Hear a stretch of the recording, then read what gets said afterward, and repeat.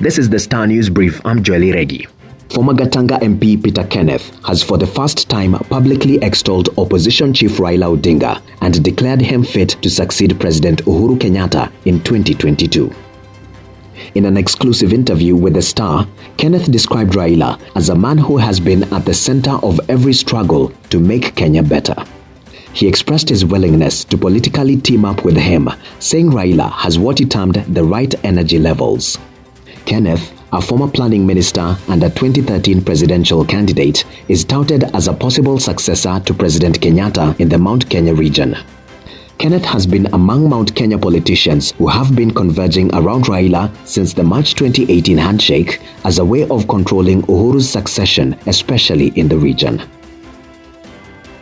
Get a copy of The Star by subscribing to our e-paper for only 10 shillings by dialing star 550 star 3#.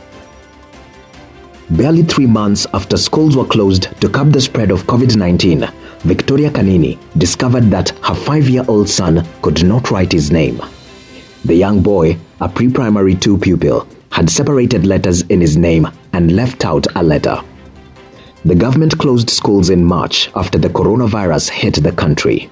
They were partially reopened on October 12th, admitting candidates and the pioneer class of CBC students after 7 months out.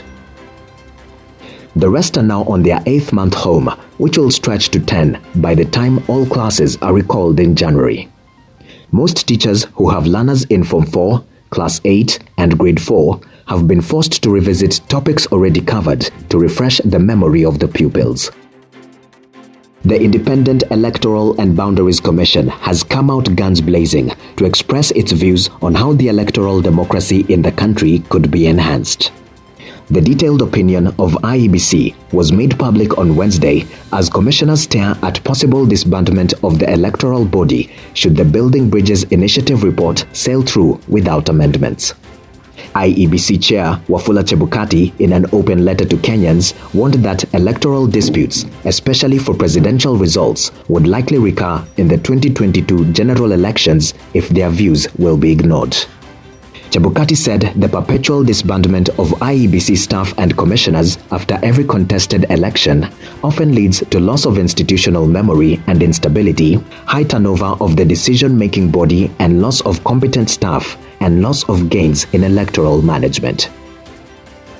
Kenya has kicked off the phasing out of the national identity card with the rollout of the Huduma number cards set to start next month. In view of COVID-19 prevention and control protocols, citizens will be notified via SMS on when and where to pick their cards. Interior Cabinet Secretary Fred Matiang'i and his ICT counterpart Joe Musheru, speaking at different events on Wednesday, said that the Huduma number cards will replace the national ID by December 12, 2021. The announcement is however set to trigger debate as the government had previously said that the enrollment was voluntary. Matiang'i said that as the single source of truth, the card will, among many things, end corruption and deal with the case of missing files in public offices. Kwa hivyo tutaanza na watu milioni 2 Disemba. Januari tutakuwa na watu milioni 3. Februari milioni 5. Tutatuma SMS. Sasa lazima uhakikishe ukipata hiyo SMS within the month unaenda unachukua kadi yako ndio sasa unaanza kutumia. Kenya is among 15 countries performing poorly in stopping interference by the tobacco industry in tobacco control efforts.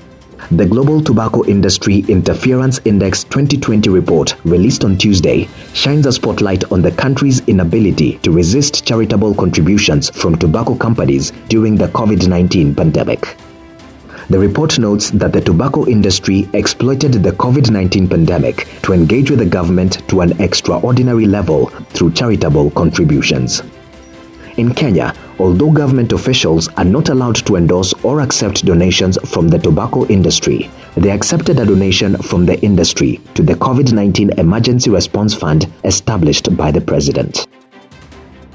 President Uhuru Kenyatta and his handshake partner Raila Odinga on Wednesday met pro-BBI women elected leaders ahead of the signature launch slated for Thursday. The meeting, The last by the handshake partners, in a series of engagements with organized groups, resolved to promote the document which is billed as the solution to the ills bedeviling the country. The handshake duo has been having meetings with various stakeholders, including MPs, governors, and MCAs, to build consensus on the document. The women leaders, numbering 25, agreed to hit the ground and crisscross all the 47 counties to explain the gender gains to the women of this country. They will also play a key role in the one-week signature collection drive. Get a copy of the Star by subscribing to our e-paper for only 10 shillings by dialing *550*3#. You can also get more on the Star website.